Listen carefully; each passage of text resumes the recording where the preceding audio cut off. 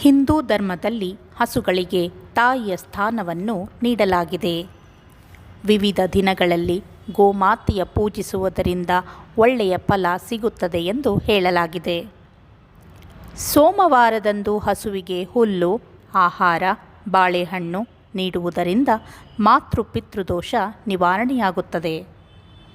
ಮಂಗಳವಾರ ಹಸುವಿಗೆ ನೀರು ಮತ್ತು ಆಹಾರವನ್ನು ನೀಡುವುದರಿಂದ ವಸತಿ ಮತ್ತು ಭೂಮಿ ಖರೀದಿಗೆ ಅವಕಾಶಗಳು ದೊರೆಯುತ್ತವೆ. ಬುಧವಾರ ಹಸುವಿಗೆ ಆಹಾರ ನೀಡುವುದರಿಂದ ವೃತ್ತಿಪರ ಜೀವನದಲ್ಲಿ ಪ್ರಗತಿ ಸಿಗುತ್ತದೆ.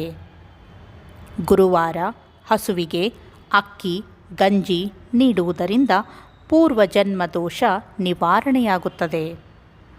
ಶುಕ್ರವಾರ ಹಸುವಿಗೆ ಪೂಜೆ ಮಾಡುವುದರಿಂದ ಶ್ರೀ ಮಹಾಲಕ್ಷ್ಮಿಯ ಆಶೀರ್ವಾದ ನಮಗೆ ದೊರೆಯುತ್ತದೆ. ಶನಿವಾರದಂದು ಹಸುವಿಗೆ ಹುಲ್ಲು ಮತ್ತು ಅಗತಿಕೀರೆ ನೀಡುವುದರಿಂದ ಬಡತನದ ಸಂಕೋಲೆಯಿಂದ ಮುಕ್ತಿ ಸಿಗುತ್ತದೆ.